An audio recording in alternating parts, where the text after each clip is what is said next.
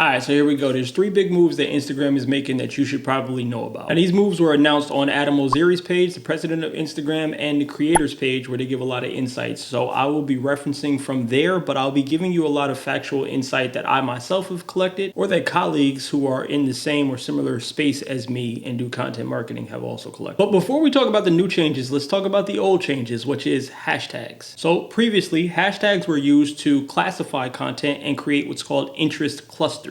These are buckets of content that users could follow and find relevant media that was in line with their desired interests, for lack of a better word. Now, the way that this works is you would post a single piece of content and you would put a couple of relevant hashtags that kind of categorized or talked about your content so that the platform knew how to categorize it. So if you have a video about street photography, you use the hashtag street photography. Now the platform knows exactly who to show it to. And again, people used to be able to follow certain hashtags. This way, they could curate their own feed. But creators started to abuse this and they started to add irrelevant hashtags, an insane amount of hashtags, or inappropriate hashtags, which caused some of them to be banned. And so, time out, because by the way, this was like the secret sauce for a lot of the content marketing gurus. They would just tell you which hashtags to use and magically your content would blow up, and that's all gone. So now it's all about making good content and knowing how to categorize. But the issue that we have is we don't have a proper category system. This gave birth to the add topics feature, which I suggest everybody use because it does tell the platform exactly what your content is about. Pro tip: stay consistent. Whatever topics you create about, always use those same ones. All right, so right now we're witnessing the change in the platform's social graph. And your social graph is pretty much the categorization of your algorithm. So basically everything that the platform knows about you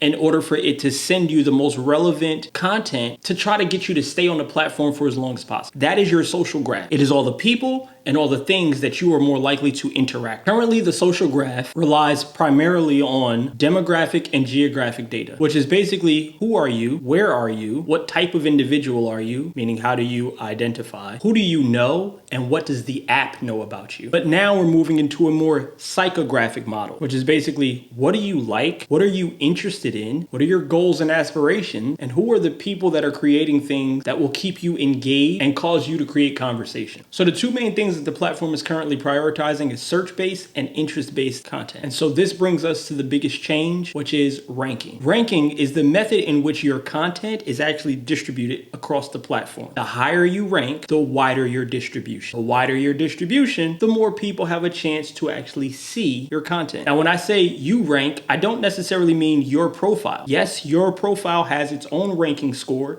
but each piece of content has its own individual ranking score. And the way in which it was scored previously was you would make a piece of content. It would go out to about 10% of your audience. And I say about 10% because that's a rough estimate. Depending on your ranking and your engagement level, it could go out to more. But it goes out on average to about 10% of your followers first. And your score is determined by how they interact with it. Now, interactions include saves, shares, reposts, but most importantly, retention, meaning how much time did they actually spend with the content? Because remember, it was geographic model. So if we have a bunch of people who are like this one person, and if this one person saw your content and watched it for a minute, we can assume that this group of people will probably feel the same about your content. So we should show it to them based on the person who already follows you, because the primary source of Instagram is time. They want you to spend as much time on the app as possible so they can show you as many ads as possible. And so the content that you create should be optimized for retention. And while that is still true, your content also now needs to be optimized for search and interest based, meaning what are people searching for and what are people interested in. If you can create content that is optimized for these 2 things, you will then land in someone else's content matrix or their algorithm. Because right now the platform is adopting the TikTok model, where regardless of the size of your audience, your content has the ability to land in front of more people just based on what you are speaking about. Historically, if I'm honest, I don't think Instagram has been good enough by small creators out there. Now, we've got tens of millions of small creators, which is amazing. But in general, I think too much reach goes to the largest creators and not enough goes to the little guys. So one change that we're making to how ranking works is trying to do more to amplify small creators, specifically through recommendations. And so this is a beautiful thing for smaller creators who don't have a huge audience, because if you make great content, it has a better chance or a more likelihood of it actually being shown to more people. This also means that a lot of larger creators are probably going to suffer who have been making just mediocre content. None of that stuff is going to fly anymore. You got to step your game up. And if you need help with that, feel free to join the SOS Club and I'll be there to get you to the bag and beyond. But now back to the changes, right? Adam Oziri used the example of comedy. I'm gonna plug it in here. Maybe people who are interested in stand-up more broadly. And then if it does well, we try to expand, maybe to people who are interested in comedy more broadly. If it does well still, we'll expand even further to people who are interested in funny content more broadly. This way, we can try and help small creators reach a broad audience that might be much larger than the number of people who actually follow their account. And so we can see how this new model can largely affect your potential for growth on this account. Gary Vee has famously said that, Instagram's hard. It's very competitive right now. It's harder than ever to be great at it, but it's never been bigger if you're good at it. Instagram is difficult right now because of supply and demand. There's a lot more people who are creating. And so in order for you to rank higher, you got to be in demand. And so I'm giving you the hack right now. The way that you create demand-based content is prioritizing search and interest, which is why I always say you got to pay attention more to your audience than you pay attention to the algorithm. But again, back to the change. So with this, I invite everybody to do a lot of experimentation. Figure out what you think your audience is actually interested in, or the audience that you want is actually interested in. Find out what they're searching for and try to create content that is based around that. The reason why I say experimentation is because success on this platform is all going to be about testing, collecting data, and reiterating. And then you find your formula and your ability to execute. That is what has led me and my clients to have a multitude of success across a wide range of content types and niches. Niches?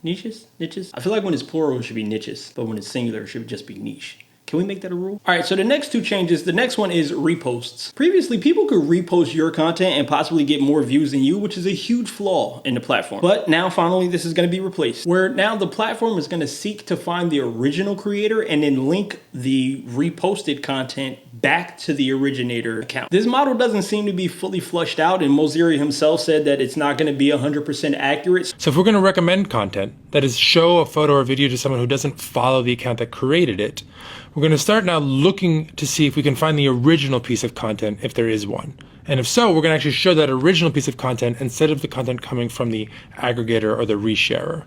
Now, we might not always be able to find that original piece of content. Maybe it was posted on another platform. But as we get better at this over time, this should affect reach more and more for creators in a positive way. So I think I'm going to have to spend some more time figuring this one out and seeing if there's a way that we can win from this. Because honestly and truly, the only thing that I see happening here is the thing that they used to do back in the day with Twitter, where they used to have like repost groups, or it was like, hey, you repost my stuff, I'll repost your stuff. And I don't think that we can gamify the platform anymore. I think that they are strategically making this something that is geared to only show you the content that you genuinely enjoy seeing. And of course, a lot of this is happening because of the recent ban that's been placed on TikTok. I think that they're gearing up for a lot of new creators to come over to this platform and to have a desire to be rewarded like they were on TikTok. But as far as the repost thing is concerned, I think that that's a great way to protect creators, because it was very, very easy for somebody to just simply take your content. Now, here's the thing. That's not a full service protection, because if I want to, I can just take the script that you make and just say it myself. That happens all the time. And so there's really only two methods of defense for that happening. Number one is to create a hook or a visual scene that no one else can possibly recreate, or that would just take an immense amount of creativity. And number two, build a community. When you build a community, people will come to your defense if they see someone that's stealing your style, your swag, your whatever, your catchphrases. It doesn't matter. When people actually are willing to rally around you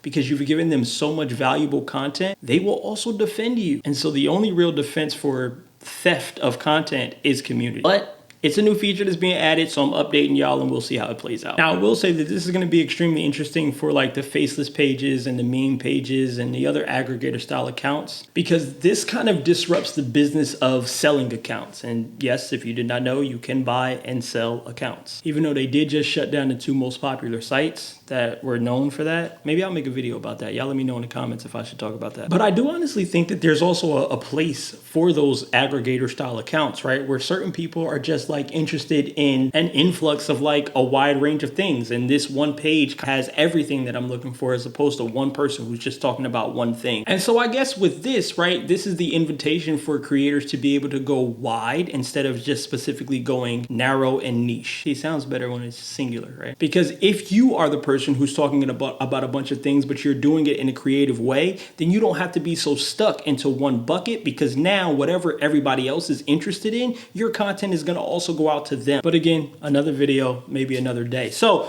back to the changes. The last one is aggregator accounts. These style accounts that I'm talking about that are just there to take other people's content and kind of create a bucket of their repurposed media. Facebook is really not having it, right? They're kind of really trying to get them up out of here. So much so that here's the change that's going to happen. If you have an aggregator account that is pretty much just reposting unoriginal content without you remixing it, without you adding your own flair to it, and you post 10 videos of unoriginal content, your content will not be shown in the search feed for 30 days. So they're actually going to start counting that as a violation. Now, I don't know if they'll eventually just start banning accounts because you violated so much, or if they just won't show it to anybody else so that you can't grow. Only time will tell with that, but it definitely seems like they're trying to get those aggregator accounts out of here and trying to give more light to creators who are promoting originality. And now, if you ask me, all of these changes are super welcome. But in terms of timing, I will say that it's ironic that they're coming at the heels of the TikTok ban, because if you ask me, these things have already been implemented into the platform's code, and it's something that I've been speaking about since February. But it is nice to have confirmation now, and I do think it's a very interesting move, and I think it's also something that's going to incentivize a lot more creators to just create, which is ultimately good for the entire ecosystem of Instagram. But maybe it's my content marketing brain that feels like this rollout and this announcement feels like an invitation for people who are no longer creating on TikTok to come on home, so to speak, and create on Instagram. But I mean, that could be a conspiracy, or I could be correct. Oh, and the one thing I will add is that it seems like everybody's been recently complaining about reach. Right? Like if you go on Threads and you look at Adam Mosseri's page, everybody's on there just beating him down virtually, asking for the old reach back. And maybe this is a solution for that. You let me know in the comment section. And also let me know if there's any questions that you guys have or anything that needs a little bit of clarity. I know this was a bit of a rant, but it kind of just happened and I wanted to get this to you ASAP. Because as always, I'm King and my job is to get you to the bag